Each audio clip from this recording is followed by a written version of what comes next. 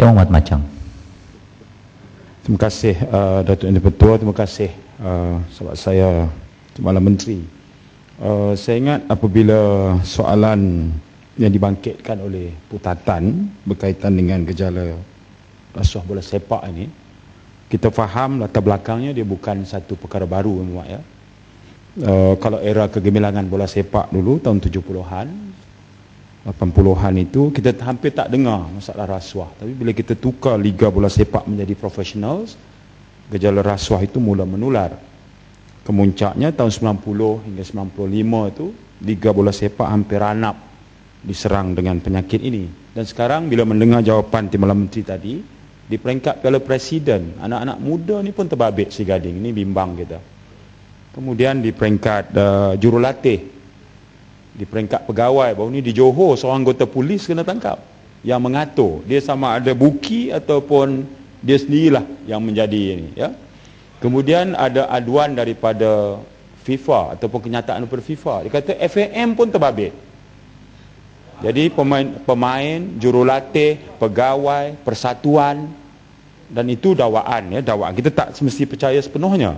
Tapi dari pandangan rakyat biasa sebagai penggemar dan peminat bola sepak, yang saya lebih risaukan adalah kesan jangka panjang kepada kesungguhan kita untuk menaikkan mutu dan prestasi bola sepak. Dah ada tanda-tandanya tu, menang beberapa kejuaraan di peringkat selantau, ya, tapi gejala ini ternyata memudarkan lagi harapan yang sudah nampak tumbuh. Saya mendengar usaha penubuhan jawatankuasa di sana sini, ya. Begitu juga lah yang diumumkan oleh kerajaan pada tahun 94-95 dulu, bila saya semak balik archive berita. Sebenarnya ke mana akhirnya isu ini kalau kita nak kesan punca daripada akar umbinya itu? Terima kasih. Sangat luas skop kepada soalan yang ditanya ini. Kerana Yang Berhormat, orang yang berjudi ini, pertama ada yang sah, ada lesen, ada yang tidak sah, dan jumlah yang terlibat dalam perjudian sebenarnya besar. Kalau saya nak kata ada usaha yang boleh menyelesaikan perkara ini, saya membohong. Kerana ada satu perlawanan yang dikatakan berlangsung dalam negara kita di antara pasukan antarabangsa Zimbabwe, berlaku di Stadium Ceras, juga menarik minat orang yang berjudi, walhal perlawanan itu tidak pun wujud.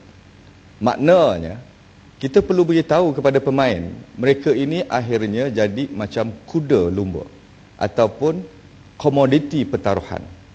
Kerana mereka tidak sedar, dia bukan soal pasukan itu daripada bawah 23 tahun. Pasukan yang tak bermain pun boleh jadi bahan judi, apatah lagi pasukan-pasukan yang ada masalah-masalah seperti yang Berhormat sebutkan. Sebab itu ada yang bertanya, apa punca? Apa sebab? Ada yang mengatakan gaji pemain rendah. Kalau di Itali, pasukan Juventus yang gajinya cukup besar pun menjual perlawanan, bagaimana kita boleh kata gaji sebagai punca? Sebenarnya tidak ada sebab. Kerana tidak ada sebab kita perlu ambil rasuah. Sebab itu pendidikan adalah perkara yang paling penting. Bahawa bukan sahaja Yang Berhormat kecewa, penonton yang datang stadium ramai-ramai tengok perlawanan pun akhirnya kecewa kalau sorakan mereka itu sebenarnya tidak bermakna, kerana keputusan telah pun ditetapkan.